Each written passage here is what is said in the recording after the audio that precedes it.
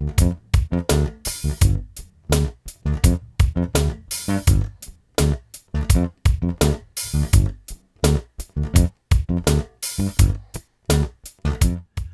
Scott Whitley here, and welcome to this brand new lesson on how to use maths to create new musical ideas.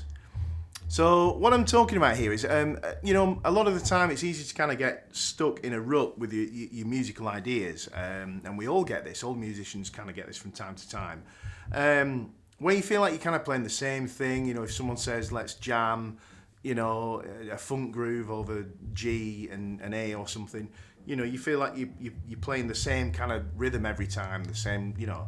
So this is a little way where you can come up with completely random combinations of notes and beats, and hopefully turn them into something that sounds really nice and musical. And it'll certainly be a lot of the time new ideas, okay?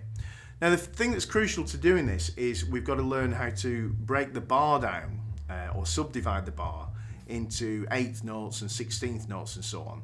Now if you've done this before, then bear with me. If you haven't done this, let me talk you through it. Okay, so if we like a lot of rock and pop stuff, it's in what's called 4/4. So that's why you count it off 1, 2, 3, 4, 1, and then throughout the rest of the tune pretty much you can count 4. Okay, so let me show you that. Let me get a drum rhythm going. I'm going to speed that up a little bit. Okay, so let me count. 1, 2, 3, 4. 1, 2, 3, 4. 1, 2, 3, 4. 1, 2, 3, 4. Okay, so that's the 4/4 thing going on. We're playing 4 beats in a bar. But what you can do is break that in half, so you get 16 beats in the same space. And the easiest way to do that is to put the word "and" in between 1, 2, 3, 4. Let me show you. So I'll start with 4. 1, 2, 3, 4, and then we'll put the word "and" in. Here we go. 1 and 2 and 3 and 4 and 1 and 2 and 3 and 4 and 1. Da, da, da, da, da. Okay. So we've got 8 there. 3, 4, 5, 6, 7, 8. 2, 3, 4, 5, 6, 7, 8. 1, 2, 3, 4, 5, 6, 7, 8. 2, 3, 4, 5, 6, 7, 8. And we can split that again in half to 16. So let me clap 8 and then I'll try and double it, okay? 1, 2, 3. And then we'll try 16.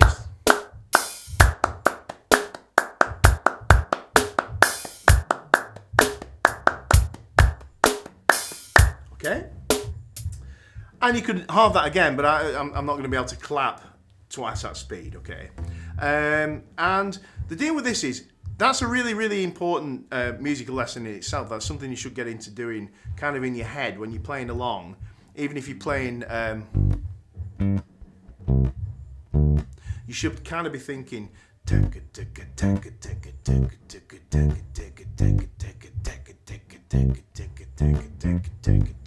in your head. You know, it really helps with your timing. But that's another lesson. Okay, let's have a look at this here grid that I've got over here. Let me just rub those crosses off and we'll start afresh. All right. Now what we've got across the top here are the numbers, as you can see, 1 to 8, and they represent the 8th notes in a 4/4 bar. So let me show you. Put the drum rhythm on again, and I'm going to count across, tapping with a pen, 1 to 8. Here we go. 1, 2, 3, 4, 5, 6, 7, 8. 2, 3, 4, 5, 6, 7, 8. 1, 2, 3, 4, 5, 6, 7, 8. 1, 2. Okay. Now, just before we carry on, if you want to download this grid, so you can try this for yourself, there's a link below the video in the description, and there's a PDF for it. If you download that printed out, that'll really help you. But if not, just stick with me. What I'm going to do now is fill in random crosses on this top empty row. Okay, so we'll go for that one, I don't know, that one, and that one. Okay, it's completely random. I mean, just looking at it, I have no idea how this is going to work out. Okay, but what we're going to do, and this is a really, really important part of it, this tapping along is crucial. Okay, you almost do it as if you're playing a percussion instrument. You know, you've got to tap precisely in time, and you've got to try and aim precisely for the row. You know, 1, 2, 3, 4. You've got to move 8 times and then back to the beginning. And if you're doing this on one of the printed sheets, obviously just use a biro. Okay, so here we go. I'm going to count as well. 1, 2, 3, 4, 5, 6, 7, 8. 2, 3, 4, 5, 6, 7, 8. 1, 2, 3, 4, 5, 6, 7, 8. 1, 2, 3. And now I'm going to stop counting and keep tapping.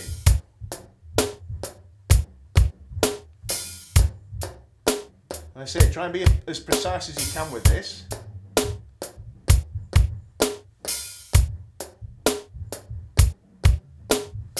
Okay, so once you've got into the swing of that, what we're going to do is I'm going to kind of vocalize. I'm going to make a noise of some description on each of these red crosses. Okay, I think probably a good idea is we pick a note on the bass. What note do you think? G? Yeah, G. We'll go for G. Okay, 3rd fret on the E string there. Okay, that's the note that we're going to start playing in the on the bass in a minute. But for now, we'll just say G. Okay.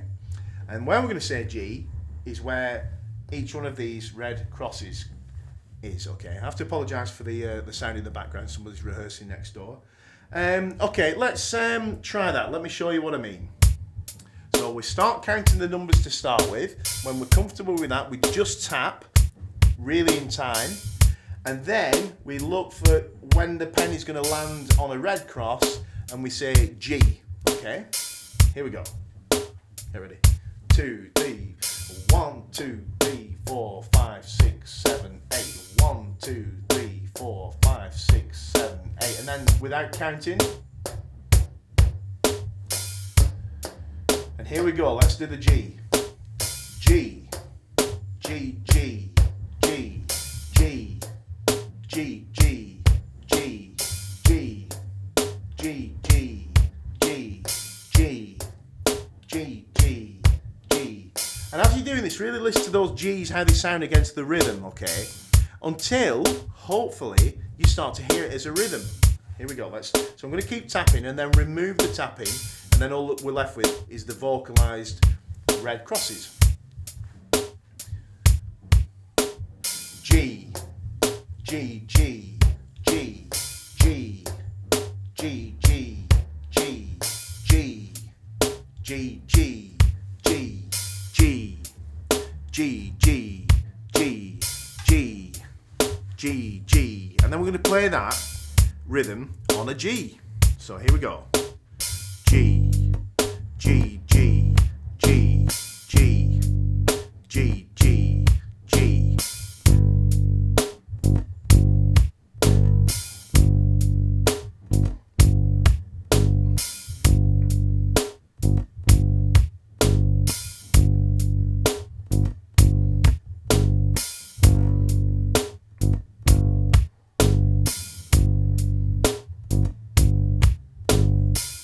And there you go. So if we speed that up a little bit, let's try that.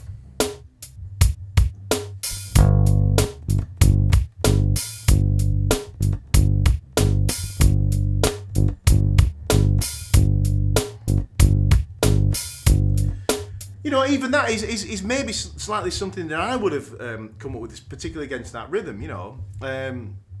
So it may be simple, but it's a new idea. Okay, so let's try something, let's really try and throw it out, maybe leave out the first beat this time. Let me get the drum machine back to where it was, tempo-wise. There we go. Okay, so let's fill in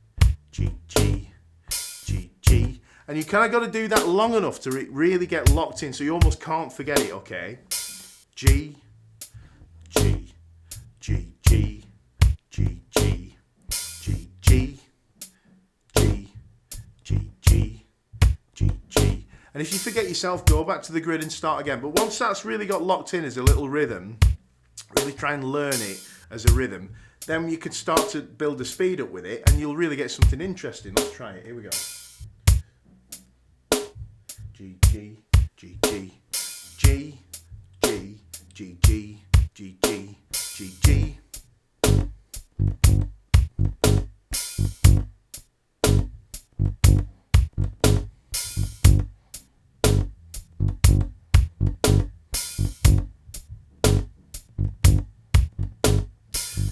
Just interestingly, you probably notice that rhythm's kind of working across what the kick drum on this pattern's doing. That's fine, you know, the bass doesn't always have to follow exactly what the kick drum does, and you can get these really interesting kind of patterns when you work against the kick drum. G, G, G, G, G, G, G, G. Let's try it a little faster.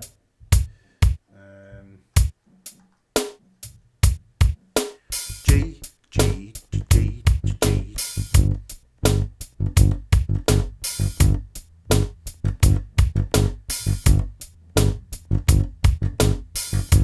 And I'm going to apply just going to keep it at that tempo just to show you.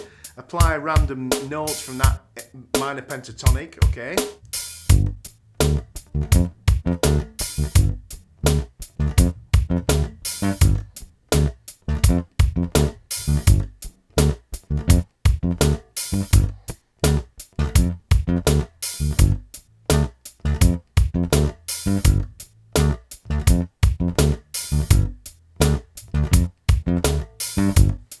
I really like the way that moves. It's a really cool sounding thing.